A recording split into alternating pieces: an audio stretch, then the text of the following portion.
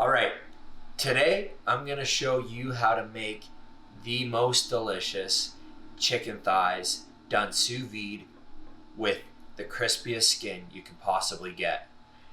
It's a little bit tricky to get crispy skin on a chicken when you do it sous vide, but there's an old school restaurant trick that I got that I'm gonna show you that will show you how to get a nice, even, crispy chicken skin at the end. So we got our few chicken thighs here, and they are bone in, skin on. Very important. You want the skin for sure. That's where you get that nice crispiness from. Leave the bone in. It just cooks better on the bone to me, and there's flavor with the bone being cooked in it on the bone. Don't have to worry about the old school train of thinking with it helping it be more moist and more juicy because we're doing it sous vide. And the sous vide cooking method will naturally keep it more juicy and firm by its natural effect. So we got our chicken thighs here that have our skins on and the bones in. We got our other aromatics that we're going to throw into the sous vide bag. Just some thyme, some lemon, some chicken fat or duck fat or olive oil or butter, whatever you want to use as a fat source, salt, and cracked black pepper. First thing that you're going to do is you're just going to trim the excess bits of fat off, skin fat, and throw it and keep it to the side because we can render that down and use it as cooking fat for other applications, or we could use it for the next time we're going to do sous vide chicken thighs. So don't throw out your fat. If you think about throwing out your fat, I'll find you. So I'll just finish cutting it off on all the other thighs here.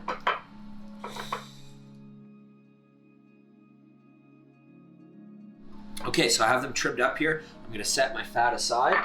We'll save that for later.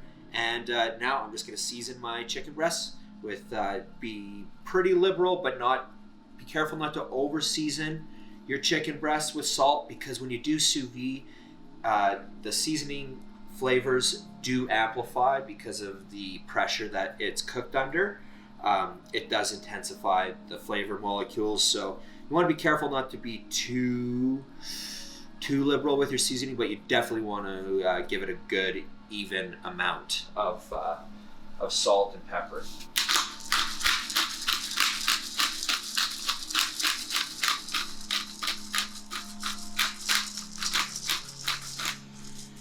So there you go. Here, as you can see, nice even coatings of salt and pepper. I don't really worry about doing the underside at this point because I'm going to season it again when I go to do the final searing. So I just do some seasoning at this point just to induce flavor and help the flavor transfer and enrichen the chicken. But I figure if you kind of do both sides and you season the whole thigh, there's a better chance of you potentially over seasoning it. So I'm just going to throw my thighs now into a vacuum seal bag. You can use just the ziploc bag for the water displacement method.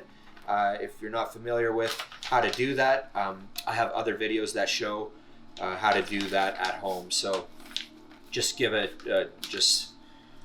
search and you'll find it there. So if it becomes too tight, you don't have to worry about overcrowding the bag so much. That you just want a nice even layer in the bag. You don't want them overlapping each other. You want it nice and kind of uniform. So as long as you could get the vacuum sealer in there to get a proper seal, then you're looking pretty good. So I'm just going to line the bag in here with a few lemons.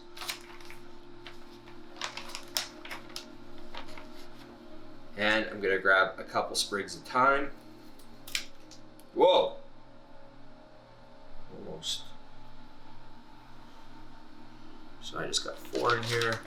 Just line them up in there. You don't need to be so precise. You want the flavors to get spread out in the bag, so make sure that the aromatics are spread out evenly in the bag. So then I got my chicken fat here, and just put it on the top. As it melts, it will disperse into the bag.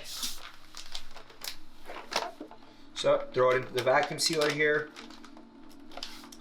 I don't have the highest end vacuum sealer. It's actually kind of cheap and not the best quality, so it's a little bit finicky. So seal it there.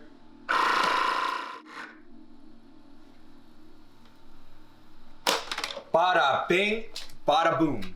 There it is, vacuum sealed. Nice, all the air is removed out. Nice and tight.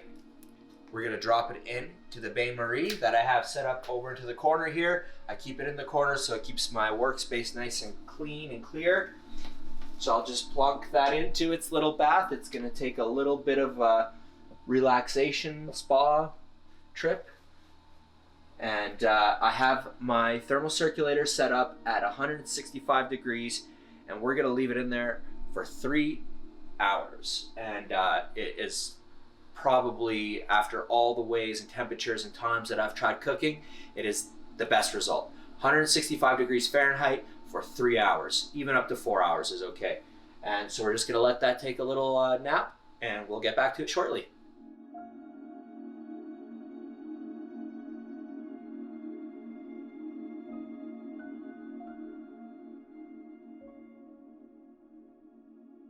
Okay, here we are. Our chicken thighs are cooled down. They've been chilled in the ice bath. And what I did before I took them out of the sous vide bag was I just pressed down on the bag to give the chicken thighs a flatter surface. So it wasn't completely cooled down. I probably should have let it chill for an hour, but I have guests coming right away here, so I need to get on it. But as you can see, the edges here are pretty squared off. They're pretty flat. So it's gonna give me a better surface to sear on versus it being all rounded out like a normal chicken thigh where it rounds and there's lumps like this. So you'll see that it's flatter. It'll give me a nice even surface to sear on. So what I'm gonna do now is just give these a little touch more salt on the skin side here. Just a touch more. Like I said, we season them pretty heavily initially before we sous vide them. So you don't want to overdo it. So nice little touch. Some more pepper.